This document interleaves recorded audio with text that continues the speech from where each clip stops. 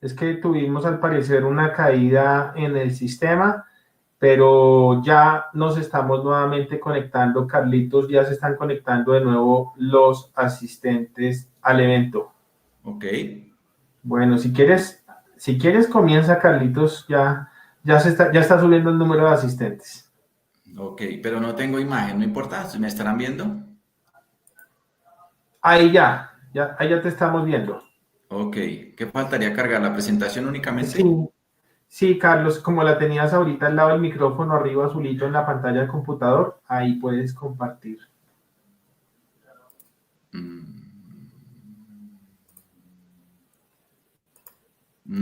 Pero creo que la estaban compartiendo ustedes desde allá, ¿no? La estábamos compartiendo nosotros desde acá. Sí, Permíteme un segundito. pues yo la tengo por acá, pero no la tengo abierta a la mano. Ya, espérate un segundito. Paciencia a todos los que estén allí, estas cosas suelen pasar. Estamos en nuestra nueva realidad. El ¿Listos? tiempo, Bien. el tiempo en televisión y en internet es corto y puede fallar, entonces aprovechemos. Bueno, vamos entonces, con el breve saludo, les voy a contar algo, adelantando un poco el final de la presentación, y es que este contexto en particular en el que nos encontramos con ocasión de la pandemia hace parte de esos riesgos emergentes. Antes de la pandemia, por ejemplo, los que trabajan en higiene industrial hablaban del riesgo biológico, hacían sus presentaciones, divagaban un poco sobre el asunto, pero ahora, hoy día, sí hemos tenido que empezar a encontrar, a determinar cómo hago yo para tomar una muestra, cuál es la técnica más adecuada, cuál es el proceso adecuado, cómo la llevo al laboratorio, cómo la transporto, cómo puedo procesar esa muestra para obtener los resultados que esperaría frente a una exposición a riesgo biológico. Eso que estamos viviendo, esa realidad que estamos viviendo todos nosotros en nuestros países, hace parte de esos riesgos emergentes, adelantándome un poco al final de la presentación. Con ocasión de la exposición a esos riesgos emergentes hoy en día, para aquellos que dictan clases o que tienen que hacer trabajo remoto, trabajo en casa desde sus lugares de residencia, tenemos que ver diferentes tipos de cosas como que estamos con la familia, el perro, el vendedor en la calle, las caídas en el sistema informático, un montón de circunstancias que se constituyen o que se pueden constituir en nuevos factores de riesgo alrededor de nuestra nueva realidad. Uno de ellos muy simple y sencillo que seguramente todos ustedes están viviendo y sintiendo en este momento en particular es la comodidad o no de las sillas en las cuales se encuentran sentados. La altura del monitor, la distancia, los recursos tecnológicos con los que ustedes cuentan, eso hace parte de esos riesgos emergentes. El tema de riesgos emergentes no es nuevo, realmente se viene trabajando desde hace mucho tiempo, sobre todo en Europa. Para lo que tiene que ver con Latinoamérica es un poquito novedoso, por decirlo de alguna manera. Ya hay muchas personas que tratan el tema, pero no es claro cuál es ese concepto de riesgos emergentes. Nosotros en Colombia por lo menos no tenemos un constructo propio que dé cuenta de eso. Y en muchos otros países pasa lo mismo. Entonces, ¿qué es lo que hacemos básicamente? Tomar la definición de la Comunidad Europea y tratar de acoplarla a nuestra realidad, a nuestro contexto nacional, desde el país en el que usted nos está acompañando en este momento. Entonces, para eso, pues esto creo que ya lo comentó Camilo, mi perfil laboral, voy a hablarles de la definición. Mis presentaciones son muy planas, poca imagen y pocos videos, espero que les enriquezca un poco más el discurso. Entonces, se conocen como NER, y esta es una definición específicamente tomada de Brocal, que hizo un trabajo denominado Incertidumbres y retos ante los riesgos laborales nuevos y emergentes. Obsérvese que es del 2016, no estamos hablando de nada nuevo. De hecho, una metodología que vamos a ver más adelante hacia el finalizar de la presentación fue un estudio de tesis doctoral que trató de encontrar esa estrategia metodológica que me permita a mí identificar esos riesgos emergentes y con base en esa identificación proponer medidas de control en el fuente, en el medio, en el trabajador, seguir la jerarquía del control, eliminación, sustitución, controles de ingeniería, controles administrativos y por último, como ustedes saben, la entrega de elementos de protección personal. Voy a poner acá mi cronómetro antes de que se me olvide porque me pongo a hablar y se me olvida. Ya, me robé 2 minuticos, 1 minutico. Y hay algunos aspectos que caracterizan o permiten identificar un riesgo emergente. ¿Cuáles son? Que no existía anteriormente. Los coronavirus sí existían. De hecho, ustedes ahí seguramente en sus casas tendrán algún limpiador que cuando usted mira la ficha técnica dice que sirve para coronavirus. Lo que no le dice es que sirve para el COVID-19, que es el coronavirus el último coronavirus que nos tiene en este momento en pandemia, o que llevó a la pandemia y que básicamente es un nuevo riesgo que se presenta en todos los entornos, y no solamente en los laborales, sino también en los ambientes domésticos, y en general es un problema de salud pública. Primero, que no existía anteriormente. Segundo, que puede estar causado por nuevos procesos, nuevas tecnologías o nuevos lugares de trabajo. En términos generales, para aquellos de ustedes que son administradores o responsables de la seguridad y salud en el trabajo en las organizaciones, cada vez que usted trae un nuevo proceso implica un nuevo riesgo. Un cambio en la actividad, un cambio en el horario, un cambio en la jornada, un cambio de trabajador puede implicar nuevos riesgos. Entonces, uno podría pensar que el riesgo emergente está todo el tiempo. Podríamos decir que sí, pero recuerden que parte de la gestión que hacemos en seguridad y salud en el trabajo es para minimizar ese riesgo, ¿sí? Y hay diferentes mecanismos para hacerlo. Uno de ellos, por ejemplo, la transferencia. Para aquellos que nos acompañan de países diferentes de Colombia, acá nosotros transferimos el riesgo a través de algo que se llama las administradoras de riesgos laborales, y ellas se encargan de ayudar a las organizaciones en ese sentido para disminuir el riesgo asociado a los diferentes tipos de actividades que se llevan en Colombia. Tercera característica. Puede ser por cambios sociales u organizativos, es decir, no solamente el riesgo emergente es porque llegó algo nuevo y para quedarse, o porque tuve un nuevo proceso, o porque llegó una nueva tecnología que hace todo más rápido y más eficiente, o porque cambiamos de planta, sino también porque hay algún tipo de cambio social o organizacional. Miremos, por ejemplo, los países cercanos que han tenido cambios sociales. Esos cambios sociales han implicado unos desarrollos diferentes y han traído consigo algunos riesgos nuevos. No me refiero a ningún país en particular, sino a las condiciones sociales que viven algunos países cercanos a nosotros. Por ejemplo, cuando hablamos de una constituyente en un país, del cambio de un partido político, del nombramiento de un nuevo presidente, generalmente vienen cambios sociales importantes y allí se pueden presentar riesgos emergentes.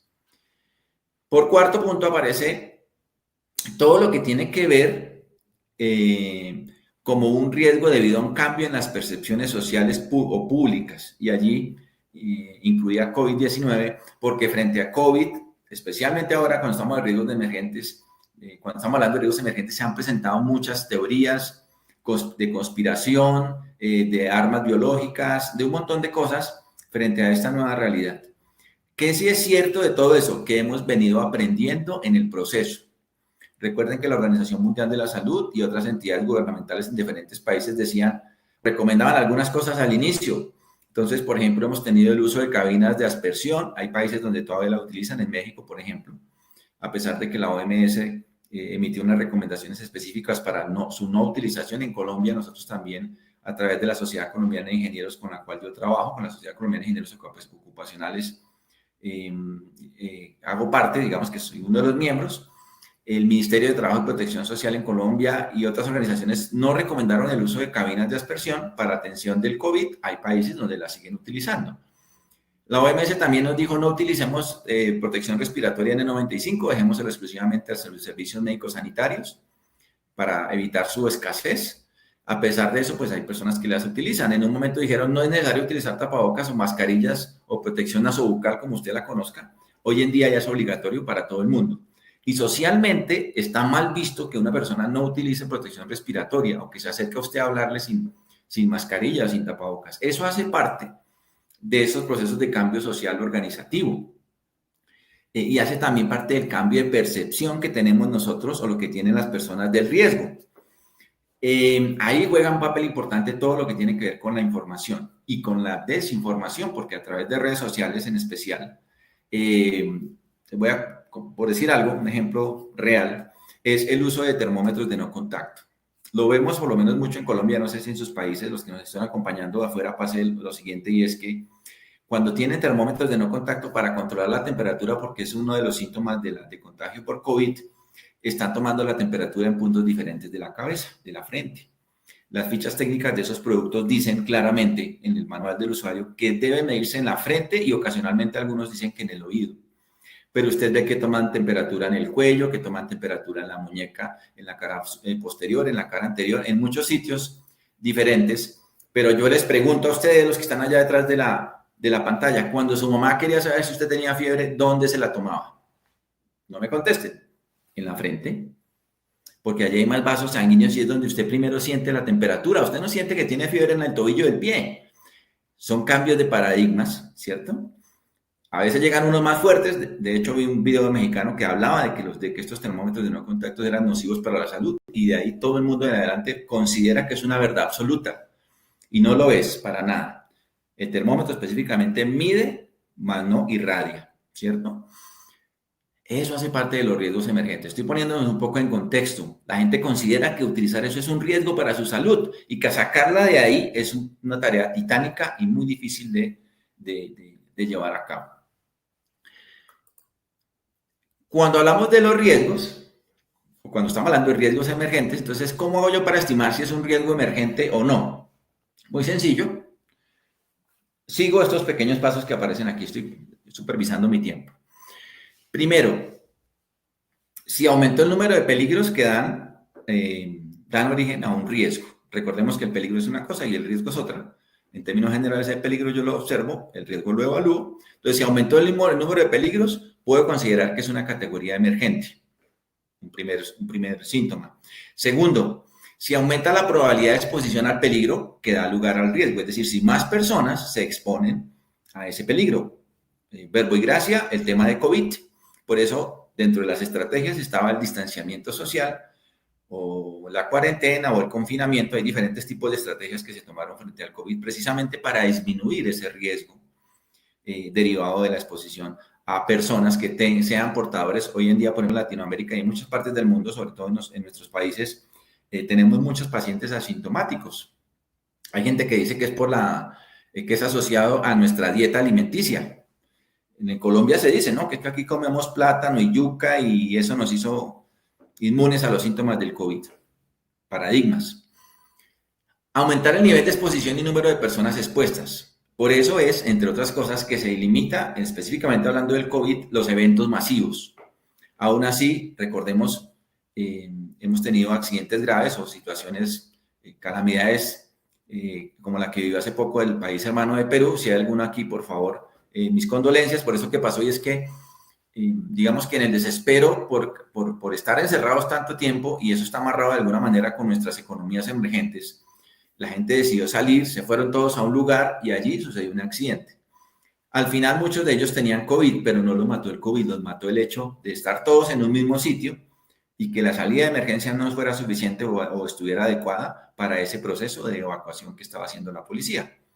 Recordemos, eso sucedió hace poco en Perú, porque aumentó el nivel de personas expuestas a ese peligro, lo que aumentó el riesgo o la probabilidad de que sucediera un accidente, que fue efectivamente lo que pasó.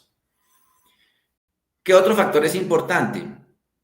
Que aumente el efecto del peligro sobre la salud de los trabajadores. En Colombia específicamente, menos mal, se reconoció a las personas de los servicios médicos sanitarios que sufren de COVID o que fueron contagiados de COVID, se le conoció como de origen laboral. Antiguamente no existía y de hecho en el contexto nacional en Colombia, incluir una enfermedad dentro de esta tabla de clasificación de enfermedades laborales es una labor titánica y bastante difícil porque prácticamente hay que establecer la relación causal y eso puede implicar una tesis de maestría o de doctorado o mucha jurisprudencia al respecto. Para ello se hizo de manera inmediata para los servicios médicos asistenciales o sanitarios. Hemos tenido fallecimientos en Colombia, muchos, de personas de los servicios médicos asistenciales, sobre todo médicos, que son como el primer frente de atención de estos tipos de pacientes, no tanto en enfermeras, aunque sí ha pasado. Ellas son las especialistas en cuidado, en todo lo que tiene que ver con cuidado, pero asimismo, como ellas cuidan al paciente, se cuidan ellas de no enfermarse. Eso es a lo que nos referimos con el aumento en el efecto del peligro sobre la salud de los trabajadores. Y por último, ¿cuándo considero yo que un riesgo es emergente? Cuando empeora la gravedad de los efectos sobre la salud y el número de personas afectadas. Si en su empresa cambió un proceso, una actividad, una tarea, y encuentra alguno de estos síntomas asociados al riesgo, sospeche que ese es un riesgo emergente y que en ese orden de ideas usted tiene que hacer algo para atenderlo ya. Para aquellos que trabajan como consultores en administradores de riesgos laborales, en Colombia prestándoles servicios a empresas, seguramente han tenido esa situación. que de un momento a otro se dispara la accidentalidad al interior de una empresa y llaman a las administradoras de riesgos laborales y les dicen, vengan, ayúdenos porque aquí está pasando algo. Aquí se está accidentando más la gente y no sabemos por qué. Entonces establecen diferentes tipos de mecanismos, estrategias, intervenciones. En ocasiones, como se dice en el billar, para los que juegan billar o los que jugaron billar, por tastás, por error, se da con esa cosita, ese detalle pequeñito que está aumentando la accidentalidad, porque no se tiene claro qué es lo que está sucediendo. Yo lo estoy viviendo en estos días que estoy haciendo una asesoría con una empresa que ha tenido ese problema de aumento de la accidentalidad. Ha tenido ese problema de aumento de la accidentalidad de manera importante y estamos tratando de encontrar si tiene alguna relación causal con la nueva realidad que estamos viviendo del trabajo en casa, de saber que tenemos un pariente enfermo, de que muchas personas perdieron su empleo, diferentes tipos de condiciones externas o exógenas que pueden determinar de alguna manera que la accidentalidad en una empresa se dispare. Tengo un riesgo que no es propio, que no lo puedo controlar, sino que viene de afuera. Eso es más crítico, cuando tengo un riesgo que viene de afuera, que no puedo controlar, de alguna manera, poderlo identificar y tomar medidas frente a ese riesgo es una actividad más compleja todavía aún de seguir. Cuando hablamos de los riesgos emergentes, hay algunos antecedentes. En el 2014, por ejemplo, en Europa se llevó a cabo una encuesta para determinar cuáles eran esos riesgos nuevos y emergentes que tenían las organizaciones. Se aplicó todo un estudio transversal a nivel empresarial en Europa y allí se encontraron algunos que en el 2014 se identificaron, pero que hoy día persisten. Es decir, a pesar de que se identificó que eran riesgos emergentes, las medidas de intervención no han sido posibles para disminuir esa exposición a ese riesgo o eliminar los peligros. ¿Eso a qué obedece, entre otras cosas? A los nuevos cambios en las formas de hacer el trabajo. Hoy en día, por ejemplo, hay más trabajo automatizado, se requiere menos de mano de obra en algunos espacios laborales, hay mucho trabajo en casa, mucho teletrabajo, mucho trabajo fuera de sectores productivos, y allí entonces donde se empiezan a presentar diferentes tipos de problemas, porque recordemos que en últimas nosotros nos enfermamos con ocasión de nuestro trabajo, unos más que otros, pero de alguna manera está íntimamente ligado con lo que hacemos. Si los que me acompañan hoy son salubristas o trabajan en áreas administrativas, seguramente ya han empezado a tener problemas del manguito, problemas del codo, del hombro, de la espalda, con ocasión de su trabajo por la posición sedente. Eso es un riesgo emergente. Eso es un riesgo emergente. En Europa se hizo también un estudio sobre nanopartículas. No es un tema nuevo desde el 2019, pero hoy en día esas nanopartículas cada vez han ingresado más en el mercado.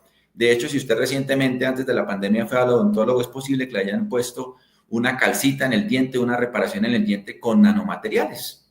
Hasta ese nivel hemos llegado ya que gran parte de lo que se realiza hoy en día tiene un tamaño de partícula muy pequeño. Ahora, hay estudios, sobre todo en España, he visto yo que han alentado estudios para ver o identificar cuáles pueden ser las afectaciones a la salud con ocasión de la exposición a esos nuevos materiales o nanomateriales que tienen un tamaño de partícula muy pequeñita, que pueden llegar incluso a depositarse en las partes más íntimas de los órganos de nuestros trabajadores, en el pulmón, por ejemplo, y generar algún tipo de patología en el mediano o largo plazo. Eso es un riesgo emergente. Ustedes y yo, seguramente los que son más grandecitos, como ya hemos vivido diferentes tipos de riesgos, como por ejemplo el uso de la BlackBerry. Ahora con ocasión de la pandemia, por ejemplo, me he vuelto aficionado a las series y estoy viendo Modern Family y ahí estoy viendo los primeros capítulos y utilizan BlackBerry. Cuando se utilizó la BlackBerry, este trabajo que se hacía con la BlackBerry podía desencadenar problemas de salud. Hoy en día ya no se hace de esta manera porque ha evolucionado la tecnología. En la medida en que la tecnología evoluciona, nuevos procesos, nuevos riesgos. Eso es importante que lo tengamos clarísimo. Hay algunos antecedentes de la Organización Internacional del Trabajo. Ellos ya empezaron en el 2010 a formular algunos documentos en relación con los riesgos emergentes y específicamente en Colombia, en el año 2014, a través de esa resolución que aparece ahí en la 6045, que no es nuevo porque los planes nacionales de seguridad y salud en el trabajo vienen de tiempo atrás. En términos históricos, los planes no son nuevos, vienen de tiempo atrás. El último creo que está hasta el 2021, que es este que se menciona acá. Ellos consideraron los riesgos emergentes como una prioridad. Es decir, en el contexto nacional, si usted trabaja en una organización que tiene riesgo emergente y usted quiere sustentar las intervenciones que va a hacer en seguridad y salud en el trabajo, o en seguridad específicamente, si quiere sustentar esas intervenciones, usted puede decirle tranquilamente al tomador de decisiones, mire, es que eso está establecido en la resolución 6045 del 2014, que yo, como saludista o responsable de seguridad y salud en el trabajo, tengo que hacer algo con esos riesgos emergentes. ¿Para qué? Para evitar que no se le aumente la accidentalidad, que no se enfermen los trabajadores o, en el peor de los escenarios, se accidenten o mueran. Ese es el fundamento legal, por lo menos en el contexto nacional. Cuando hablamos de esos riesgos emergentes, a pesar de que ya les he mencionado algunos aspectos, hay una taxonomía que yo presento acá, no es dinámica, más bien no es lo último, es dinámica, es decir, está cambiando en función de los procesos. Y hay uno que aparece de primero, es lo que tiene que ver con salud pública y enfermedades zoonóticas. Esto que estoy escribiendo, que está escrito ahí, no es nuevo. Viene desde el año 2014, lo estamos viviendo. Recuerden que cuando se hizo la trazabilidad del COVID, decían que había sido derivado del pangolín y del murciélago y del cerdo y de una serie de animales que terminaron transfiriendo esa enfermedad a los seres humanos. Enfermedades zoonóticas que de alguna manera se transmitieron a nosotros. Ahora, esto no es tan frecuente, generalmente es al revés. Y aquí voy a citar un estudiante de maestría que yo tuve, que era veterinario zootecnista, y me decía que lo peor que le podía pasar a un galpón de pollos era que el trabajador llegara enfermo, llegara con gripa. Porque si el trabajador llegaba con gripa y se enfermaba 1, 2 o 3 pollos, tenían que sacrificar a todo el galpón. Es decir, en ese caso, nosotros seríamos los causantes de la muerte de esos pollos del galpón. Es en ambos sentidos, entonces, lo que tiene que ver con salud pública.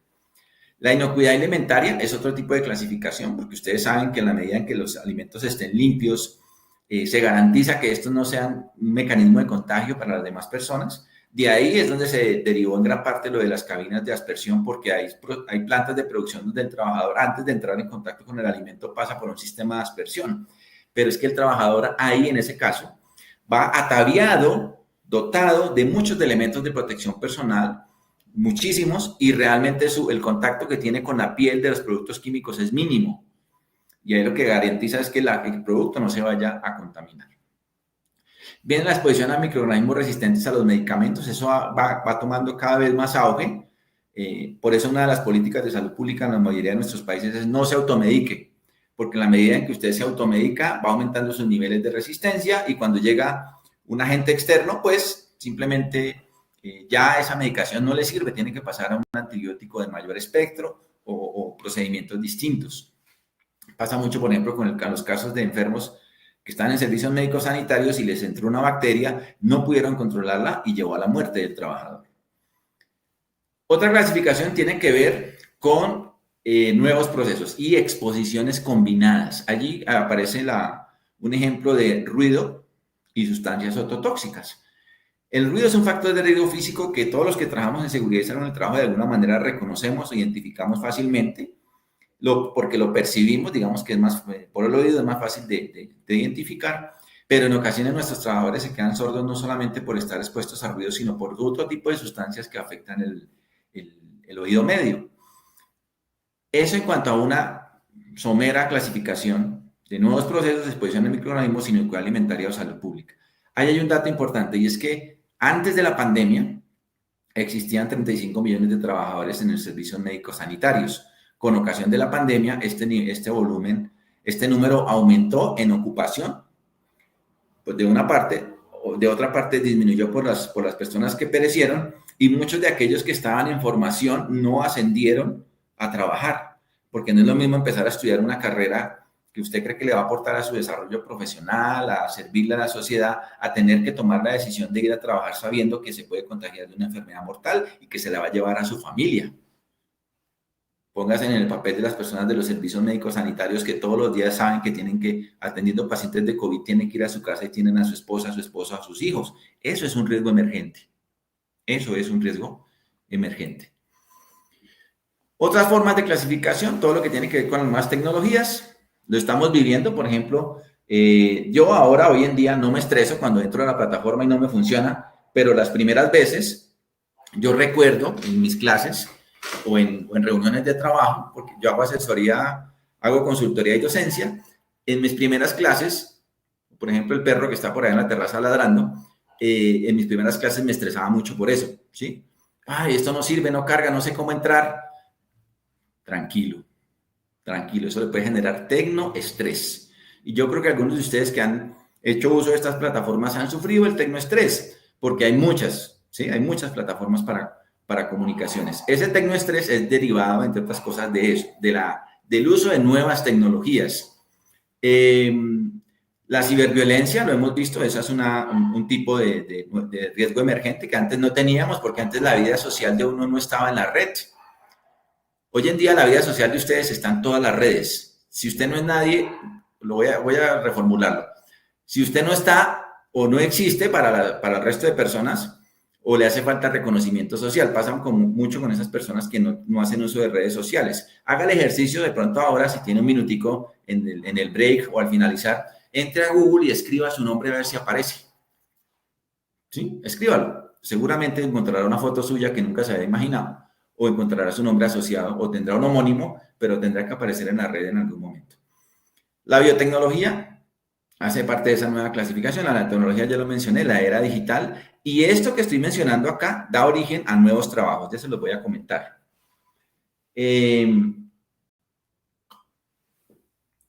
Otra cosa importante, la interfase humano-máquina. Es muy importante, ¿por qué? Porque hoy en día todos los tomadores de decisiones en procesos productivos, las personas que diseñan máquinas, tienen que pensar en eso, y es cómo va a ser la interacción entre el operario y esa máquina o ese equipo que está frente a él, y cómo lo va a entender, si lo que yo les quiero decir como diseñador de la máquina es claro para él, y la barrera idiomática cada vez digamos, ha cambiado. Por ejemplo, en el contexto nacional en Colombia, yo recomiendo mucho que ningún equipo venga en inglés, pero todos los ingenieros que trabajan allí tienen que hablar inglés. ¿Por qué los equipos no? Porque los operarios nuestros no hablan inglés. Entonces, obsérvese cómo es importante tener en cuenta eso al momento de reconocer un riesgo emergente. Hace mucho tiempo, una empresa de llantas que trabajaba acá en Bogotá, saliendo por el municipio de Soacha, un municipio que queda hacia el sur de Bogotá, tuvieron un índice de accidentalidad alto porque muchas de las máquinas, por no decirlo todas, venían en inglés y el operario no tenía ni idea de lo que eso decía.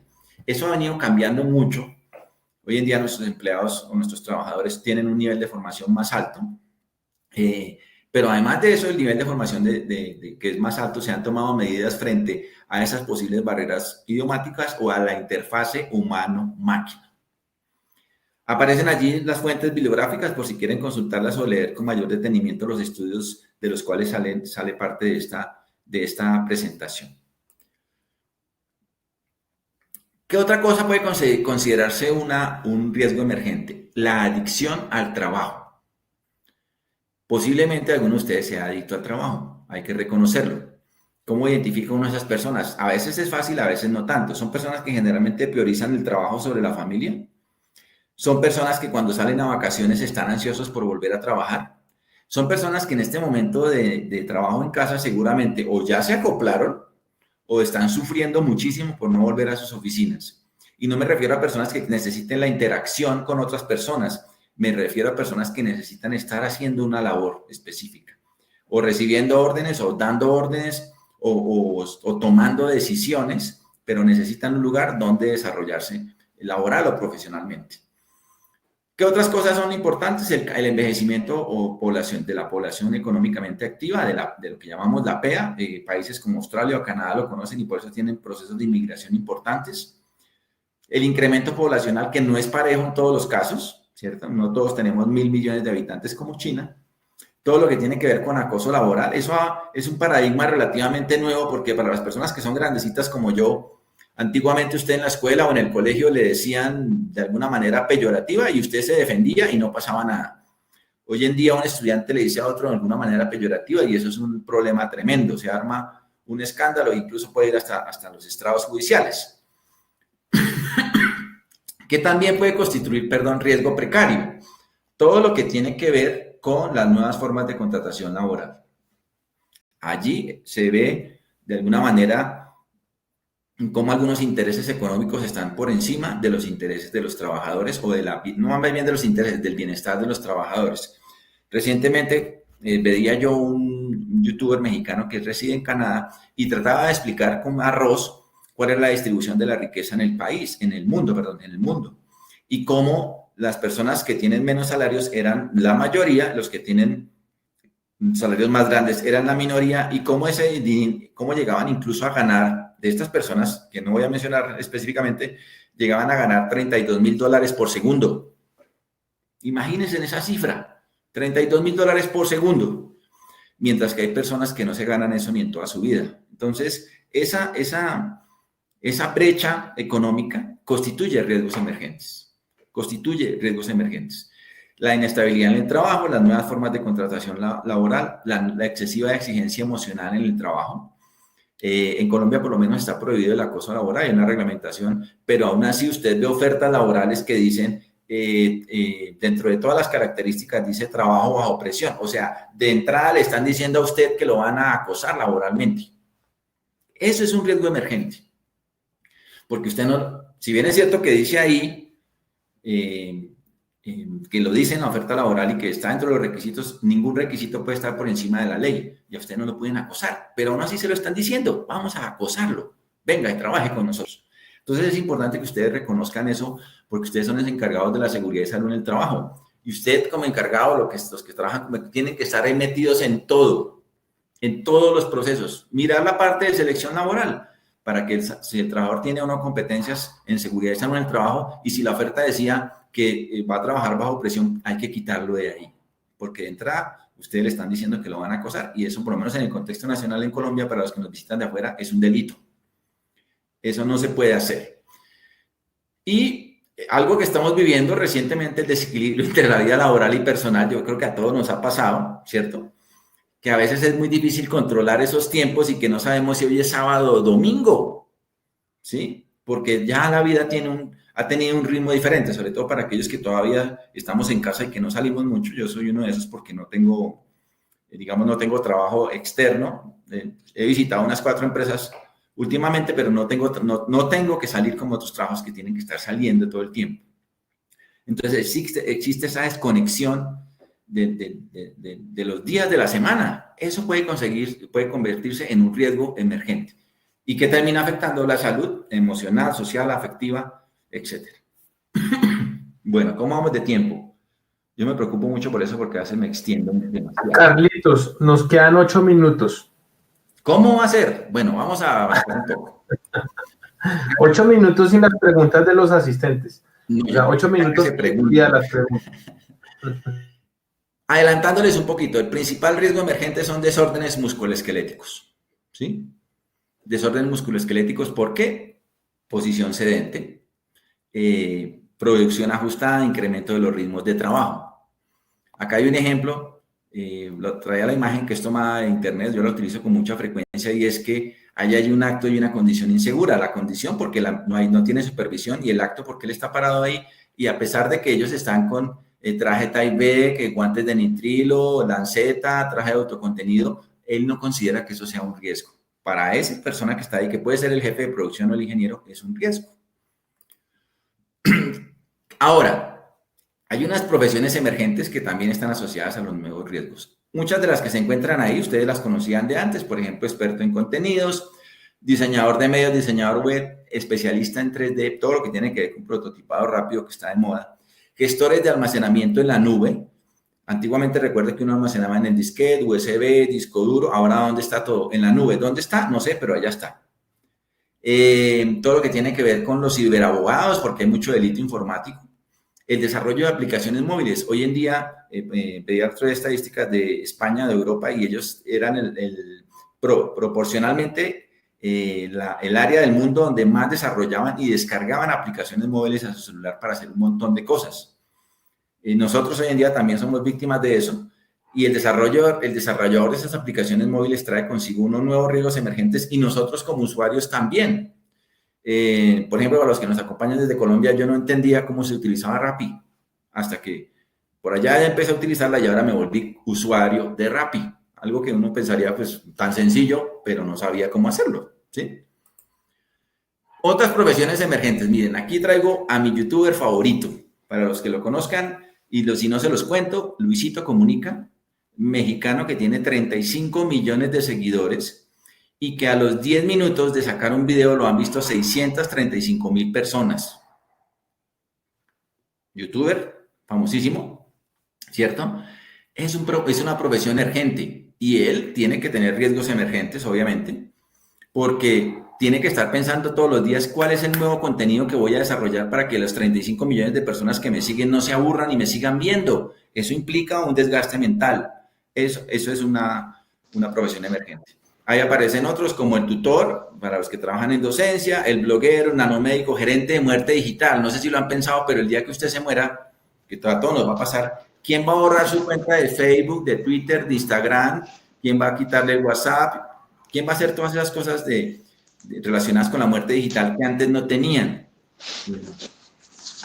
¿Cómo vamos? 13. 8 minutos nos quedan. Les cuento, miren, recientemente yo tuve una fatalidad familiar asociada con el COVID, ¿sí?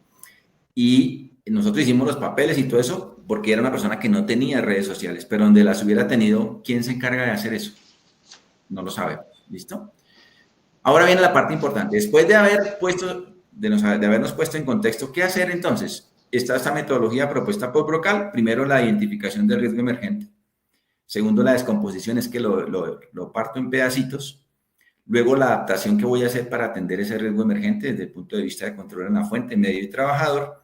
Y por último, la generación de herramientas para atender ese nuevo riesgo emergente. Observando siempre la fuente de riesgo, la causa o el suceso, las consecuencias y por último la probabilidad de que ese riesgo se materialice y genere afectaciones en mis trabajadores. ¿Qué herramientas puedo tener ahora sí en seguridad y salud en el trabajo? Primero de ellas, hardware o software, aplicaciones informáticas, consultas de páginas especializadas. Antiguamente no existía eso. Hoy en día, si usted requiere una hoja de datos de seguridad, entra a una página del Instituto Nacional de Seguridad y Higiene del Trabajo en España, digita el nombre y le arroja la página, la hoja de datos de seguridad del producto. Muchos recursos online, hay recursos online libres y de pagas. Digamos que esas son herramientas que hoy tenemos que conocer para gestionar la seguridad y salud en el trabajo frente a esos riesgos emergentes. Algunos recursos online, aquí les menciono, por ejemplo, para evaluación de riesgo por exposición dérmica, para identificación de productos químicos, para evaluación de pantallas de visualización. Esas son aplicaciones en línea que usted puede tener y puede utilizar con sus trabajadores si están haciendo trabajo en casa. Usted utiliza la aplicación primero y luego le dice al trabajador, venga, entre esta aplicación y diligencia en la que yo quiero ver cómo está trabajando usted. Son recursos online que usted no tiene que pagar un software especializado para hacerlo y que le permite identificar si su trabajador está expuesto o no a riesgos. Software de paga, lo que usted quiera en prevención de riesgos laborales. Recientemente estuvimos buscando un software para esto y, por ejemplo, todo lo que tiene que ver con modelamiento matemático de planes de emergencia y contingencia para estimar tiempos de evacuación. Por ejemplo, de eso no hay mucho desarrollo, pero existen uno que otro software para eso. Pregunta, ya que me quedan 2 minutos, ¿cuánto me queda, Juan? 3 minutos con cara de 2, Carlitos. 2 minutos en este momento. Bien, pregúntese usted, ¿qué lleva siempre encima? Si es casado va a decir que la esposa. ¿Qué nos acompaña a todas horas? ¿Qué miramos al acostarnos y al levantarnos? ¿Y qué tenemos siempre en la mano? ¿Ya se le preguntó? ¿Ya todos se respondieron? Lo sabemos, ¿no? Mírelo, aquí está. ¿Listo? Ahí usted tiene una fuente increíble, potencial para hacer gestión de la seguridad y salud en el trabajo con la ayuda del teléfono móvil. Y aquí están algunos ejemplos. La Organización Mundial de la Salud tiene ese Checkpoints Ergonomics, que usted lo puede aplicar en el lugar de trabajo, son aplicaciones gratis. Apex, que es una de las aplicaciones más famosas o que ha tomado más puntaje en cuanto a las aplicaciones. Ustedes saben que eso está siempre bajando y subiendo. También para la parte ergonómica o biomecánica, porque tenemos muchos trabajadores en casa y que se están enfermando porque no tenían las condiciones que tenían en la oficina. Hay que utilizar esas aplicaciones. Otras que ustedes ya seguramente conocen, esta de 3M para seleccionar equipos o elementos de protección personal. Ahora, con ocasión de la pandemia, mucha desinformación de qué elemento de protección respiratoria utilizar, cuál me sirve o cuál no. mucha gente está haciendo elementos de protección respiratoria que no sirven, que es como si usted tuviera pintado con un marcador allí la mascarilla, pero realmente no tiene una acción filtrante importante. Esta aplicación es curiosa, por ejemplo, la de NIOSH que aparece ahí es para encontrar el ángulo de inclinación de la escalera, para saber si la escalera está muy inclinada y el trabajador se va a caer. Una aplicación sencilla. La de la izquierda, Melissa, para determinar el número mínimo de extintores sin hacer cálculos de carga combustible. La del medio y las dos, de izquierda y derecha, para gestionar la seguridad y salud del trabajo a través de herramientas de aplicaciones. Algunas de ellas, como la de la derecha, incluso tiene pausas activas, ejercicios, toda una serie de cosas para que usted se apoye y pueda llevar a cabo su labor al interior de las organizaciones. Creo que con esta ya terminamos, si no estoy mal. Y en conclusión, me va a permitir leerles. Las nuevas tecnologías facilitan el acceso a la información y permiten procesar en menor tiempo la evaluación de los diferentes tipos de riesgos presentes en el lugar de trabajo. Es decir, frente a los riesgos emergentes, utilicemos nuevas tecnologías. A pesar de esto, todavía no es posible distinguir en la mayoría de los casos los riesgos tradicionales de los nuevos y emergentes. En algunos casos. Y los dejo con la reflexión. Nada es tan importante ni tan urgente que no pueda ser hecho con seguridad. Muchas gracias por acompañarme la tarde de hoy y quedo atento a sus preguntas. ¿Listo, ingeniero Juan? Bueno, mi querido Carlos, súper, nos pasamos un minutico, pero muy bueno el tema, de verdad, Carlos, genial la presentación, los riesgos emergentes aquí, le están echando muchas flores a Carlos, oiga, mejor dicho, muchos halagos. Yo no veo eso, ¿dónde está? Dice aquí, vea, dice aquí, por ejemplo, profe, como siempre, sus ponencias sustanciosas. Mil gracias, felicitaciones, excelente presentación, muy buenas ponencias, gracias a los profesionales que nos transmitieron su conocimiento, mejor dicho, muy buenas presentaciones, muy buena presentación, puntualmente la tuya, Carlos. Mire, Luz Adriana Flores, maravillosa exposición, abordó temáticas muy importantes a tener en cuenta en nuestra labor.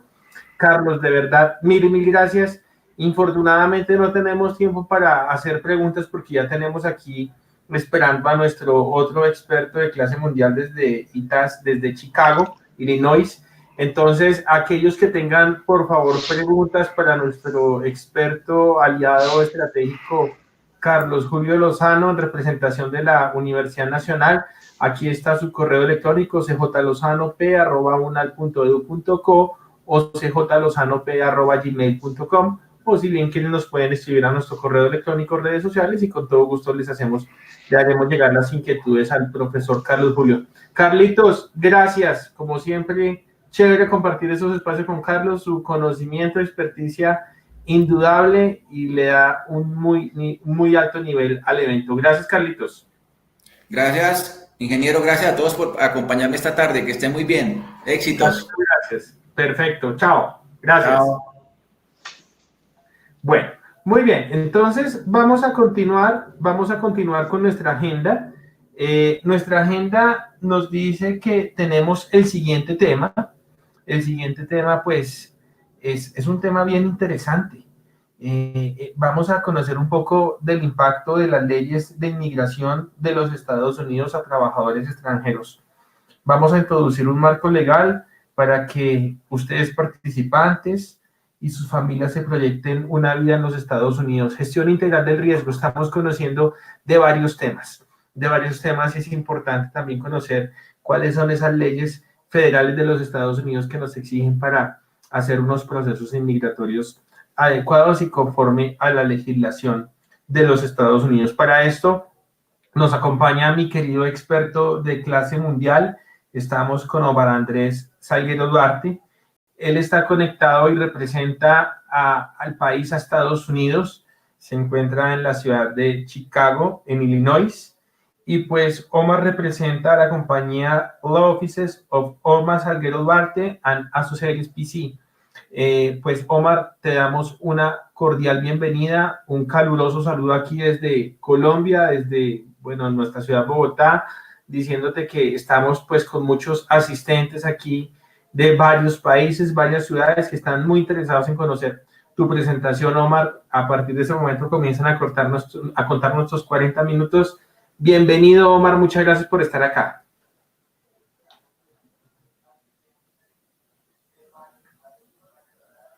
Omar. Omar, ¿nos escuchas?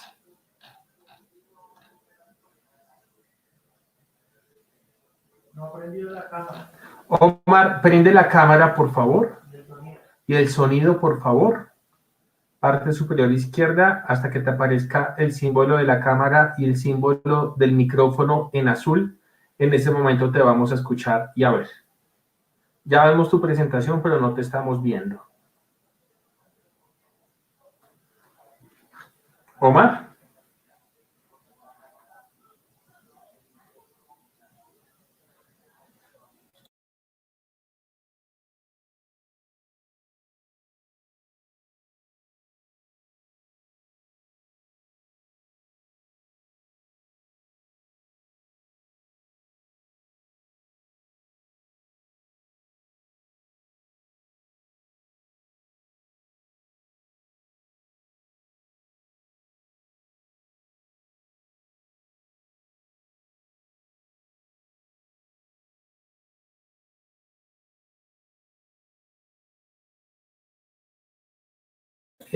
Aquí nos estamos comunicando con Omar Andrés. Hay una falla técnica de última hora, imprevista, pues estos eventos a veces la tecnología también falla. No es responsabilidad del equipo organizador ni de los expertos de clase mundial, pero estamos esperando que ya se nos pueda conectar Omar Andrés. Ya está la conexión en cola. Creo que ahí se acaba de conectar Omar Andrés, ¿cierto? ¿Me escuchas, Omar? Hola, Omar. Expertos de clase mundial, pero estamos esperando que ya se nos pueda conectar Omar Andrés. Creo que ahí está Omar. Omar Andrés. Hola, creo que ahí se acaba de conectar Omar Andrés, ¿cierto? ¿Me escuchas, Omar? Fallas emergentes, sí. Juan Camilo. Los riesgos emergentes no los esperamos, pero pues aquí debemos esperar un poquito Juan a que Camilo. nos arregle la conexión. Permítanme un segundito, a ver. Hola, Omar, ¿me escuchas? Omar, debes activar el micrófono y la cámara.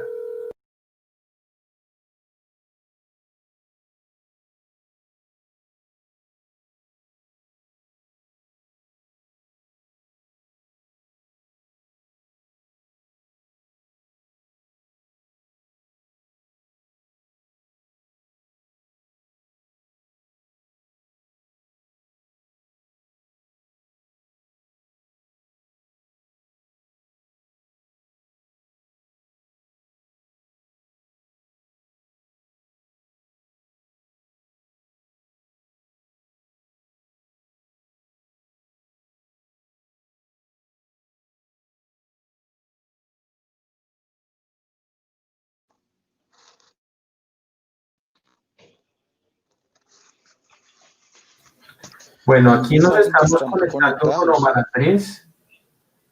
Tenemos algunas fallas técnicas. Quiero contarles en este momento, pues que ya estamos finalizando, ya casi finalizando. Esta es nuestra penúltima sesión del día de hoy. Los queremos, Juan, por favor, ojalá que estén presentes y atentos en nuestro conversatorio con expertos. no, es que no entra a las hasta 6 allá. de la tarde tendremos nuestro conversatorio con expertos. Vamos a estar hablando con 3 expertas, representantes de firmas nacional y multinacionales, conociendo de sus buenas prácticas en la gestión de los riesgos. Vamos a estar de 6 de la tarde a 7 de la noche, hora Colombia, para que aquellos que están fuera del país, por favor, puedan ajustar sus horas locales al horario Colombia y puedan asistir a este conversatorio en donde, como les decía, vamos a conocer esas buenas perspectivas y prácticas empresariales frente a la gestión de los riesgos y a la seguridad laboral.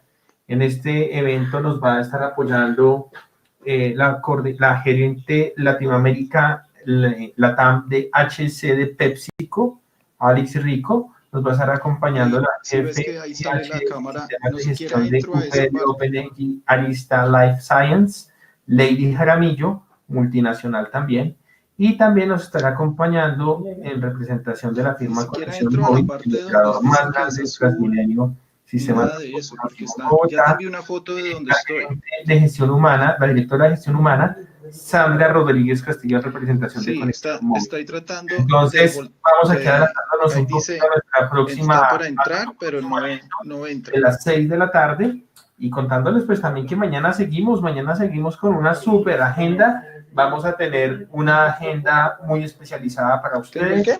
Vamos a tener la presentación de la Fundación Ver para Creer. Vamos a tener la presentación de la Asociación Latinoamericana Voy de a Salud salirme del link otra vez. IPTEC, en fin, de varias organizaciones, el ICONTEC, el Instituto Colombiano de Normas Técnicas y Certificación. Vamos a estar hablando con la Fundación Alianza Colombo-Búlgara. También va a tener su presentación sobre ICEL, y Terapia Plaza, que cierra mañana con una super clase de Zumba para que estiremos, para que cambiemos un poco el ambiente y también aprovechemos el Congreso para tener un buen momento de esparcimiento. Las sesiones de mañana vamos a estar hablando de cosas muy importantes: la humanización de la gestión de seguridad y salud en el trabajo, el wellness corporativo como una estrategia efectiva de gestión de los riesgos y de la seguridad laboral. Vamos a estar hablando, la ciberseguridad nos está afectando en tiempos de pandemia. Están los hackers, están, como decimos en Colombia, alborotados, están robando información, están robando dinero de las cuentas. Pues aquí tenemos problemas. Gestión antisoborno en épocas de pandemia a cargo del ICONTEC, una conferencia genial. Vamos a estar aquí hablando de la ISO 37000, vamos a estar hablando, y de la ISO 31000, vamos a estar hablando de cuestiones bien interesantes en compañía del Instituto Colombiano de Normas Técnicas y Certificación. Asimismo, la Alianza Colombo-Búlgara nos estará acompañando en un tema bien interesante: liderazgo adaptativo en épocas de pandemia. Vamos a estar hablando de esa famosa gestión de riesgo químico que también nos afecta y nos está afectando la seguridad, no solamente en las empresas, sino también en los hogares. Entonces vamos a estar hablando de ese importante tema, así también como vamos a estar hablando de la alimentación saludable, por favor, para que tengamos unos buenos hábitos de alimentación en casa. Y cerrando pues con nuestra superclase de Zumba, la más esperada de mañana, para la cual pues estamos seguros de su participación activa para que podamos sacar el mejor provecho de esta buena actividad. Entonces ahora sí creo que Omar Andrés se ha conectado. Omar Andrés, hola. ¿Me escuchas, Juan Camilo? Sí, Omar. Hola, Omar, habla, por favor. Omar. ¿Ya me ves? Sí, Omar, ahí te estamos escuchando. Sí, ya te vemos. Eso, súper. Perfecto. Muy bien, Omar, bienvenido. Me diste tiempo para explicar la agenda que termina el día de hoy, la de mañana, y pues estaba haciéndote una presentación. Pues tenemos a Omar Salguero representando a los Estados Unidos en este congreso, y está conectado desde la ciudad de Chicago, en los Estados Unidos, en Illinois, y pues Omar está representando a su propia compañía, firma de abogados muy experta en el tema de inmigración. Si ustedes de pronto van a algunas cadenas importantes como CNN y demás cadenas en español, ustedes pueden buscar a Omar Salguero, que es un abogado muy reconocido para los inmigrantes a los Estados Unidos. Entonces, con orgullo lo digo, muy buen profesional, buen amigo personal de muchos años. Y pues Omar, mi querido Omar, bienvenido, qué bueno y qué placer y qué honor tenerte en este congreso. Bienvenido, el escenario es tuyo. Muchísimas gracias, Juan Camilo. Un abrazo para ti, muchísimas gracias por la invitación y un abrazo muy especial para toda tu audiencia de esa participación. Me he estado muy positivamente impresionado por esa calidad, ese capital humano y esas conexiones y ese grupo de trabajo con el cual cuentas. Excelente trabajo, muy buenas presentaciones. He estado durante el día escuchando y realmente excelentes panelistas, muy técnico, muy importante toda esta información, pero esta ponencia va a ser un poquito más práctica y nos estamos saliendo un poco de su industria, ya que yo no ejerzo en este tema de la gestión de riesgos y seguridad laboral. Yo soy abogado aquí en los Estados Unidos. Pero cuando hablamos con Juan Camilo y le tratamos de dar una filosofía, una visión a esta presentación, decidimos de que era importante presentar otro punto de vista y decir, bueno, trabajamos tanto, aprendemos tanto, conocemos tanto, pero bueno, esta información, ¿cómo la podemos utilizar y darle una plataforma hacia el exterior? Y obviamente el país de esta región, de este hemisferio, el país clave, pues es los Estados Unidos. Entonces, para tu audiencia, que quise preparar ciertos puntos claves que ojalá les sean prácticos si es que consideran los Estados Unidos como el foro, como el lugar para ejercer todos estos conocimientos técnicos, ¿no? Y de seguir desarrollándose en esta profesión tan bonita, tan técnica y tan útil, ¿no? Entonces, perfecto, Omar. Muchas gracias.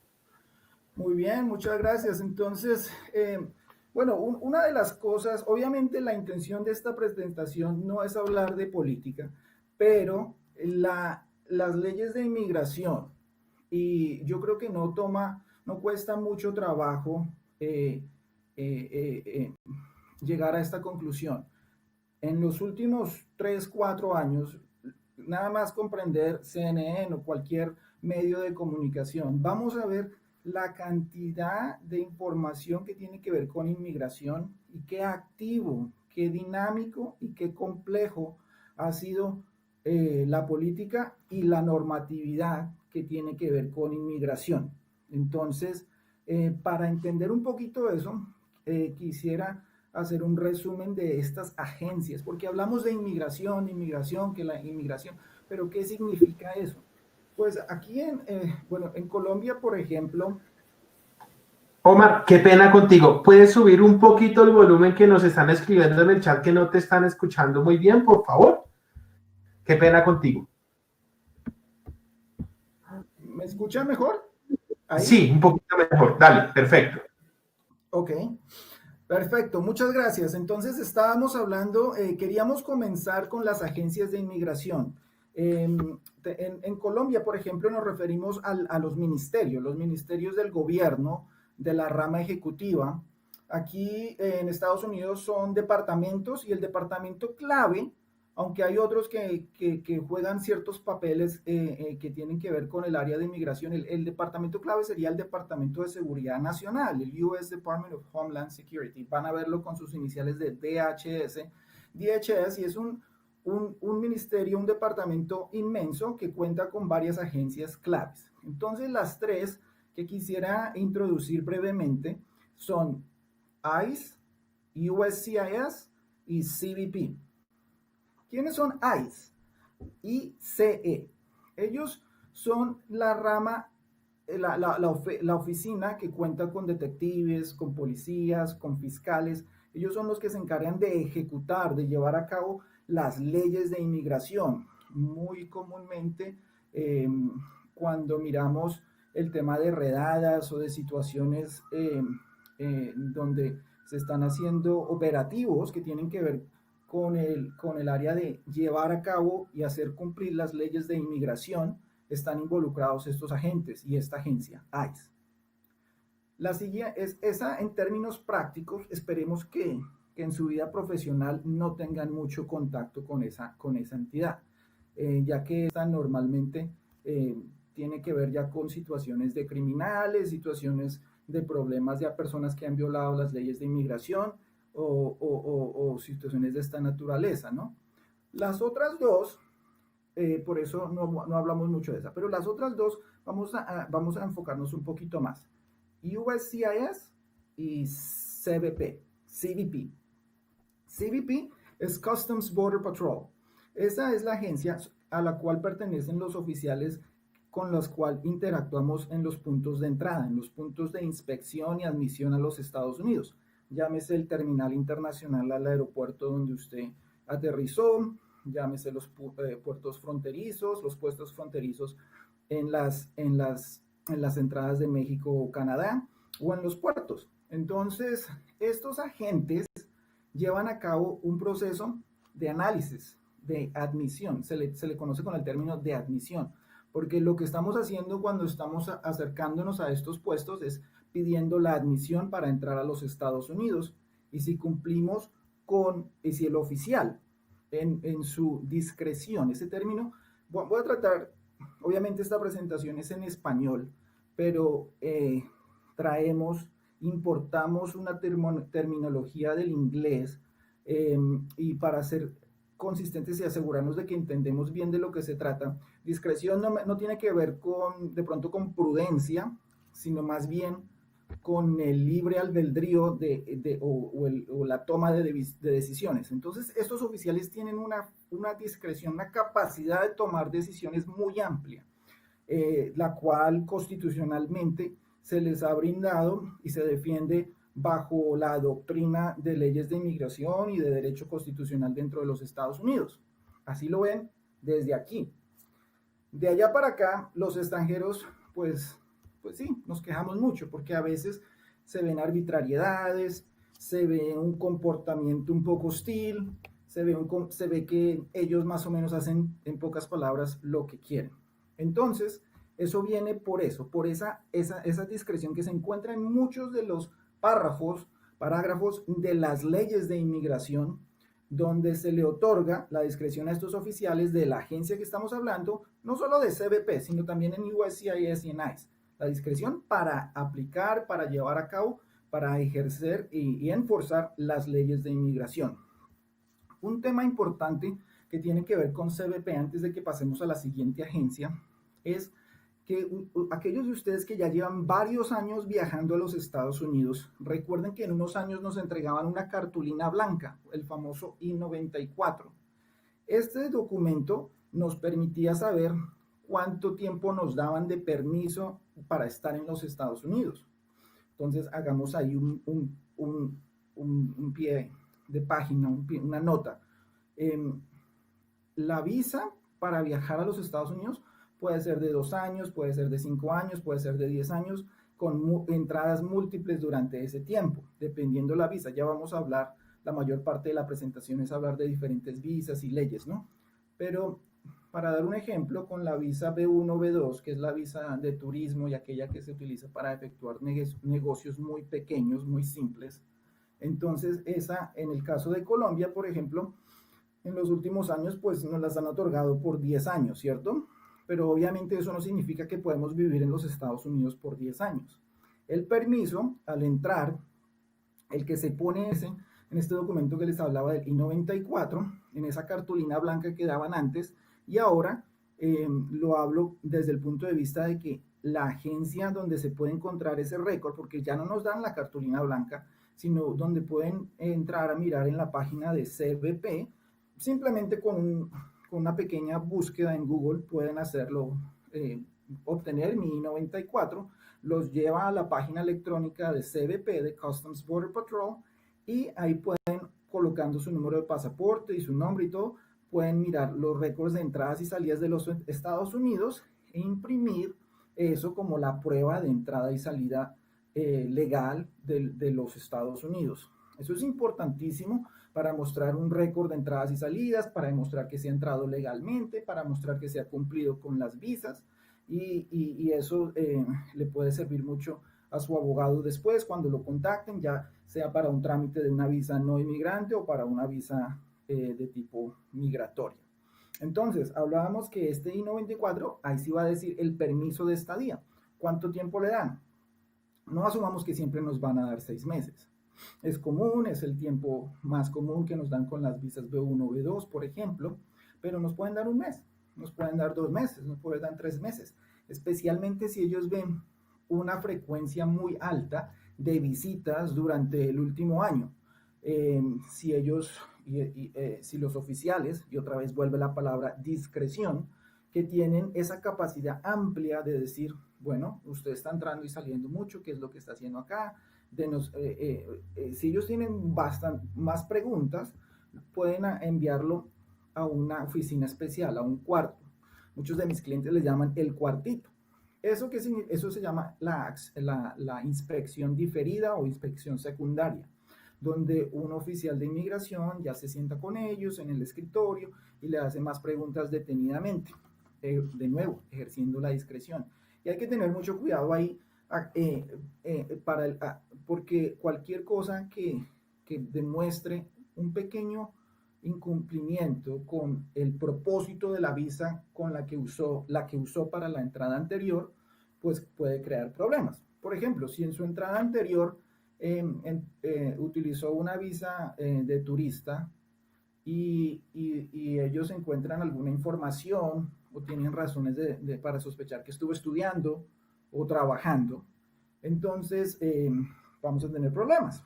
Entonces hay que ser muy prudente, hay que ser muy estratégico, muy cuidadoso, porque ellos muchas veces hasta los teléfonos celulares pueden revisarlos, pueden mirar el WhatsApp, pueden mirar información y estos son puntos fronterizos. Entonces ahí no quiero desviarme mucho y entrar a otras temáticas de derecho constitucional donde se puede inspeccionar la propiedad privada y todo esto, pero en los puntos fronterizos estas protecciones son muy mínimas, las protecciones constitucionales a nuestra privacidad, porque nosotros mismos estamos pidiendo entrar, estamos pidiendo que nos admitan a los Estados Unidos, entonces estamos entregando mucho de nuestra privacidad al solicitar esa entrada. Entonces han ocurrido una gran variedad de problemas para mis clientes latinoamericanos y desafortunadamente pues ya me llaman y no, abogado, ya me devolvieron, me quitaron la visa, me cancelaron. Entonces se presentan problemas porque encuentran irregularidades, inconsistencias en el uso anterior de sus visas y que no fueron utilizadas para el propósito por el cual fueron administradas, fueron aprobadas por inmigración o por los consulados en el exterior, y entonces o les quitan, les niegan el permiso, la admisión a los Estados Unidos y los devuelven en el siguiente vuelo a su país de origen, o en el peor de los casos se hace un proceso de la famosa deportación, ¿no? Entonces todo eso lo hace la agencia CBP, ¿no? De Customs Border Patrol. Y hay que tener mucho cuidado con ese aspecto. Y es USCIS, UCIS, la United States Citizenship and Immigration Services. Importantísima, esta es la agencia donde procesamos las solicitudes, llámese para las visas inmigrantes como para las visas no inmigrantes. Las visas inmigrantes es cuando usted viene a vivir aquí, cuando viene ya a ser un inmigrante más y a radicarse en los Estados Unidos. O sea, básicamente lo conocemos también con el término de la Green Card o la residencia en los Estados Unidos. Importante, ahí es donde, sin querer queriendo, vamos a hablar un poquito de política. ¿Por qué? Porque el presidente Trump expidió decretos relevantes este año. También hablamos la situación de la pandemia, pues como en todo, aquí no es la excepción, ha sido fundamental en afectar este proceso. Entonces, a principios de este año, la Casa Blanca expidió una proclamación, eso fue en abril 22, o sea, ya una vez entrada la pandemia que estamos desde marzo, basado en esta problemática y tomando como justificación, otros decimos que como excusa para frenar la inmigración legal a los Estados Unidos, porque para frenar inmigración ilegal ellos han tomado muchísimas medidas y se han invertido millones y millones de dólares, y de eso no estamos hablando, porque eso puede ser una presentación también aparte, pero aquí estamos hablando estrictamente en cuanto a inmigración legal a los Estados Unidos. Se están utilizando estos decretos. Por eso el título, para no expandirlo más, lo dejamos nada más, las leyes que impactan, pero realmente podemos elaborar un poquito más en ese título y decir, bueno, existen decretos, existen acciones ejecutivas, existen proclamaciones. Estas son, así le llama la Casa Blanca, proclamaciones. Y en este año principalmente dos proclamaciones importantísimas. Una, que es la que les estaba hablando de abril 22 de este año, donde deciden frenar la expedición de visas para inmigrantes en el exterior. Existen unas excepciones, pero, si ustedes ya tienen una visa, una petición para venir aquí por medio de un familiar de los Estados Unidos, o si lo estaban haciendo también por medio de un proceso, por medio de un trabajo para la Green Card, con eso pues ya tuvieron que haber trabajado en los Estados Unidos y tenían una visa de trabajo por un buen tiempo, o por las visas de inversionista, el famoso programa EB5, también esa es una de las excepciones. Pero entonces eso lo ha frenado el presidente y realmente va a estar activo hasta finales de este año. O sea que una cosa que debemos seguir muy de cerca cuando estamos hablando de estas visas y de los procesos migratorios son las elecciones de noviembre. Que si reeligen al presidente Trump, entonces muy probablemente no solamente vamos a ver una extensión en estas famosas proclamaciones, sino también vamos a ver nuevas proclamaciones, nuevos decretos, nuevas acciones ejecutivas que van a seguir restringiendo y frenando la inmigración a los Estados Unidos. Por eso es importantísimo estar muy bien asesorados, porque esto está cambiando casi semanalmente. A veces cada semana recibimos 2, 3 cambios fundamentales que hacen temblar todos los pilares básicos con los cuales nosotros ejercíamos esta área del derecho, son cambios amplios, son cambios radicales, aplastantes, que no solo afectan a estas visas de no inmigrantes, sino también al asilo, al proceso de la defensa o del alivio migratorio en las Cortes de Inmigración de los Estados Unidos, y a las peticiones estas por medio de familia o por medio de un trabajo. La mayoría, para hablarles en términos prácticos, en cuanto a visas de inmigrantes, la mayoría son por medio de peticiones familiares. Y entonces es ahí donde la primera proclamación de este año, la de abril, juega un papel importante y nos frena bastante, en un gran porcentaje, la inmigración a los Estados Unidos.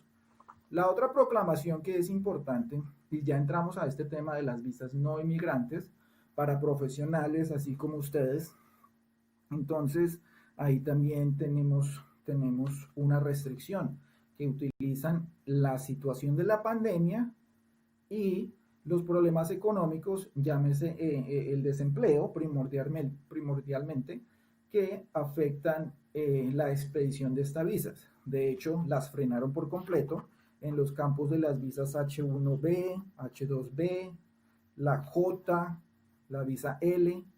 Entonces, eso es un abecedario completo, de la A a la Z, como lo pueden ver ahí en la diapositiva, pero podemos resaltar ciertos puntos, ¿sí? En cuanto a las visas temporales de visita, las visas de turismo, normalmente usted ve en su pasaporte el B1 y B2. El componente B1 es para hacer una transacción de negocio muy básica, ¿no? Para entrar a los Estados Unidos, de pronto firmar un contrato, de pronto comprar alguna mercancía en un centro comercial o con algún proveedor de los Estados Unidos. Son cosas muy, muy básicas que no le permite a usted ya ejercer una labor aquí como empleado de alguna compañía. No, solo es una cosa muy básica. Y la B2, pues es la famosa visa de turista, ¿no? Ese es el componente de la visa de turismo. Entonces, para estas visas existen unos requisitos. Y aquí es importante también hablar de servicios que a veces existen en el exterior, normalmente ubicados cerca a las embajadas de los Estados Unidos o consulados. Tener cuidado con pagarle a otras personas para que les ayuden a sacar las visas, para que les ayuden a procesar eso, porque realmente los únicos que están autorizados para representarlos a ustedes en frente de las autoridades de inmigración, pues son los abogados con licencia para ejercer dentro de los Estados Unidos, los abogados, y obviamente les recomiendo un abogado de inmigración. No sería prudente encomendarle esa función a un abogado de familia, a un penalista, a alguien que trabaja en civil, porque es una especialización. Y como les digo, está tan activa la normatividad, tan compleja, que cambia casi semanalmente. Entonces, tengan cuidado con esos asesores o esas personas que están cerca de las embajadas porque no están autorizados para hacer eso, ¿sí? Entonces, para las visas B1, B2, a ver, 4 punticos especiales. Número 1, pues es importante que están domiciliados en el extranjero, que tienen un lugar, no tienen que ser dueños de una propiedad, pero sí hay que probar que tienen un lugar donde residen, donde habitan. Ese es el primer punto. El segundo es que no tiene intención de abandonar dicho lugar, dicho domicilio, ¿cierto? Porque ellos al encontrar alguna pista, alguna indicación de que usted tiene la intención de abandonar ese domicilio, pues pueden negar la visa de turista. Y estos principios, por eso lo hago, recalco estos puntos, porque estos principios no solo aplican para la visa B1, B2, sino también son un común denominador para otros tipos de visas. Y por motivos de tiempo, obviamente, pues no vamos a tener tiempo de la A a la Z de tantas visas que existen y enumerar todos los requisitos para cada una de las visas.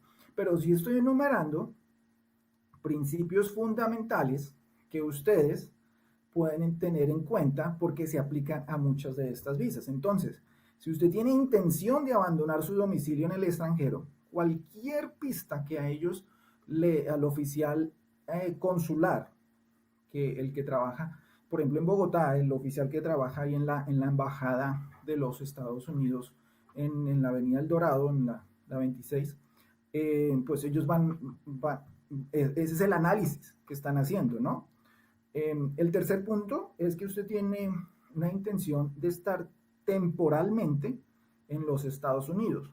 Entonces, si ellos ven o le preguntan y usted dice, no, pues voy a ver cómo me va en un negocio, no sé, si les da alguna intención de que usted viene a quedarse, viene con perspectivas de quedarse y que esto no es una cuestión de un negocio rápido o de un viaje de vacaciones por placer, temporal, si ese requisito de la temporalidad no existe, pues vamos a tener problemas en la adjudicación, en la aprobación de esta visa, llámese la B1, B2 o una de estas letras del famoso alfabeto o abecedario, ¿cierto?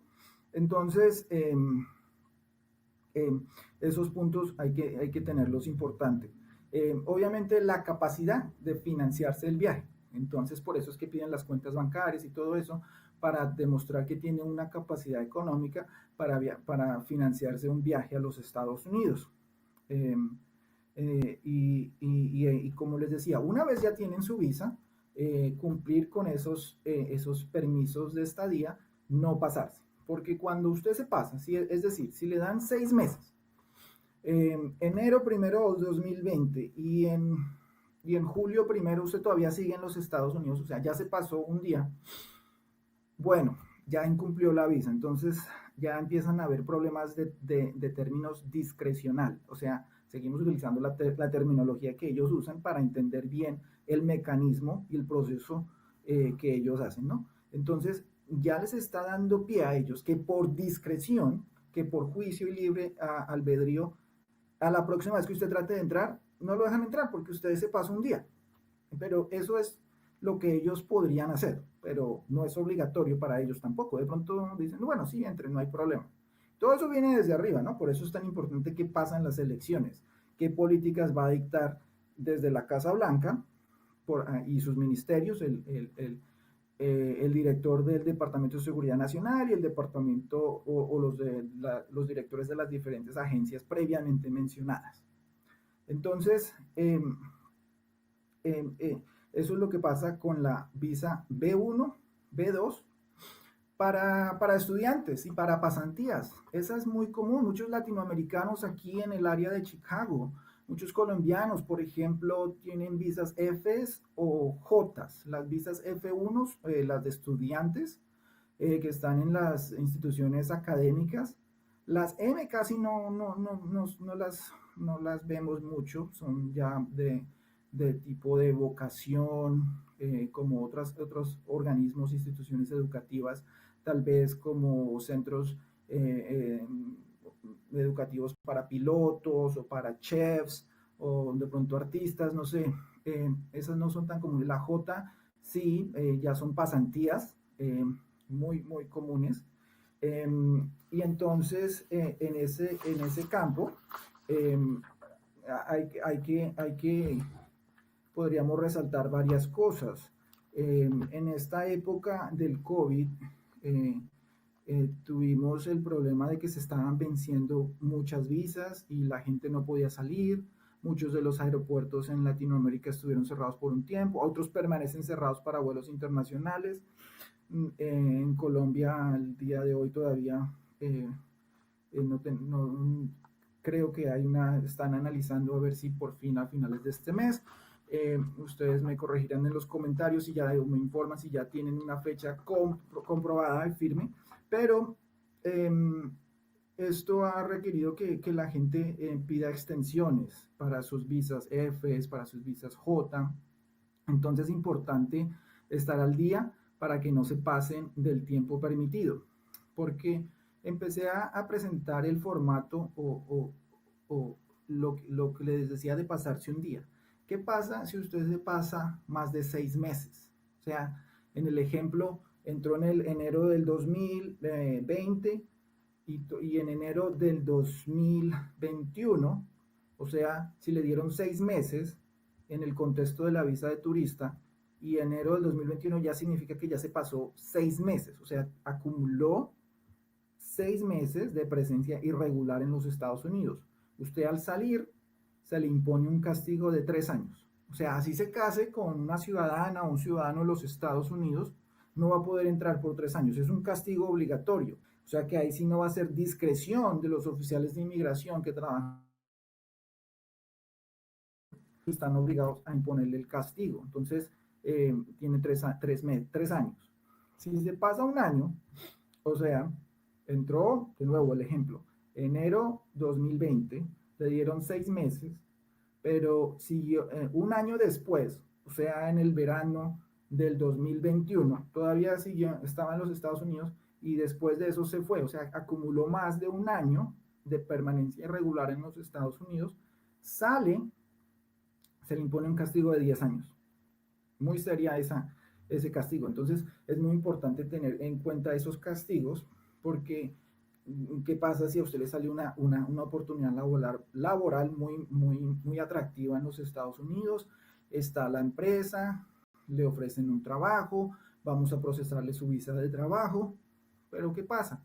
Usted cumple una visa de turismo en el pasado y no, tiene un castigo de 10 años, tiene un problema serio, no le van a aprobar su visa de trabajo porque tiene ese castigo.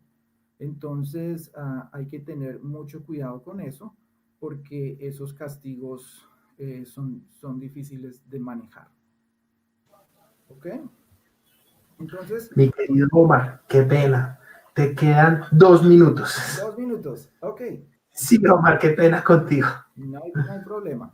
Hemos tocado los puntos más básicos de todas maneras y los puntos más importantes, más comunes, que son las visas B1, B2, F, J. Las visas para personal empresarial, pues primero que todo, como les decía, basado en la proclamación, en la política, en la pandemia y estas cosas, pues están bloqueadas, ¿no? La H1B, por ejemplo, que sería la más común para los profesionales. La L también es muy importante porque esa le permite a profesionales que están manejando una compañía en el exterior y que quieren abrir una nueva sucursal en los Estados Unidos, hacer esa transferencia, pero también tenemos problemas por ahí. Las visas diplomáticas y de organizaciones no gubernamentales, esas son las A, G, C2, C3. Por ese lado no tenemos muchas complicaciones, pero tampoco son muy prácticas para nuestro grupo, a menos de que vayamos a trabajar en una organización no gubernamental, tal vez. Visas para prometidos, ese campo es muy interesante porque ese sí es muy común. A veces tenemos una relación con un ciudadano de los Estados Unidos y estamos considerando muy seriamente ya oficializarlo, ponerlo, casarnos con esta persona, pero entonces se puede pedir una visa de prometido, esa es la famosa visa Q1, fiance visa. Entonces, pero para eso hay que probar que se conocieron en persona en los 2 años anteriores al momento de solicitar la visa. Y también poderle probar a USCIS, la agencia encargada de adjudicar esa solicitud, de que se va a llevar a cabo el matrimonio en los 90 días apenas entre los Estados Unidos. Es obligatorio hacerlo en los primeros 90 días. Las visas de tránsito, tripulación, las CDN, no muy comunes.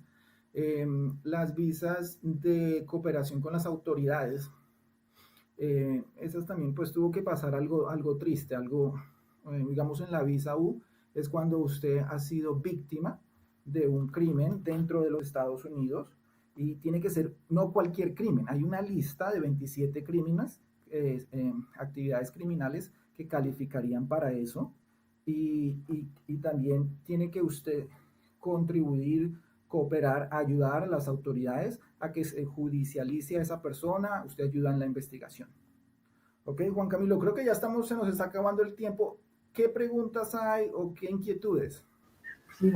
Bueno, mi querido Omar, pues primero que todo agradecerte porque la verdad esta es una información bien interesante que nos atañe a muchos trabajadores y ciudadanos latinoamericanos porque es uno de los grandes cocos, ¿no? ¿Cómo hago para ingresar a los Estados Unidos? ¿Cuáles son las visas que debo tener en cuenta y que debo considerar?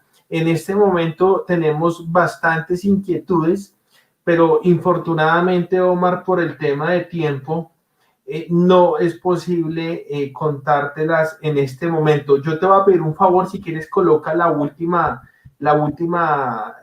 último slide, porque ahí está tu contacto.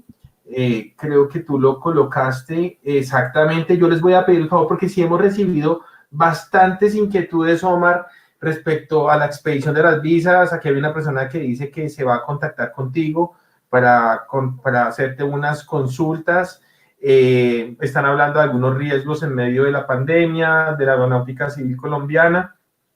En fin, entonces yo les voy a pedir a los asistentes a la conferencia que se contacten directamente con Omar. Su correo es omar@omarsalguero.com, para que por favor le escriban directamente y todas aquellas inquietudes y dudas que tengan respecto al tema de visado e ingreso a los Estados Unidos puedan ser claramente respondidas y atendidas por nuestro experto y querido amigo Omar. Omar, de verdad, muchísimas gracias.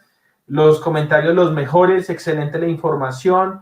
Tuvimos algunas cuestiones por el volumen bajito, pero al final pues ya la gente no tuvimos más reportes, entonces creo que se arregló cuando te dijimos, pero dicen la ponencia excelente, tienen muy buenos comentarios también la conferencia tuya. Entonces de verdad, Omar, muchas gracias por haber asistido, por haber hecho parte de este evento, tu disertación sumamente importante y valoramos enormemente eso, Omar. Un fuerte abrazo desde Bogotá. Bueno, muchas gracias por la invitación y saludos a todos y que prosiga la conferencia tan exitosamente como lo ha sido hasta el momento. Muchísimas gracias, mi querido Omar, un fuerte abrazo para ti. Bueno, mis queridos amigos, en este momento vamos a dar inicio a nuestro conversatorio de expertos. Les estoy copiando en este momento el link para que ustedes puedan tenerlo. Ya les voy aquí a enviar el link. Aquí el link que los va a redirigir a la... Permítanme un segundito, lo estamos copiando. Un segundo, por favor. Un segundo, por favor. Estamos copiando el link, el cual les va a dar ingreso a la nueva conferencia. Un segundo, por favor.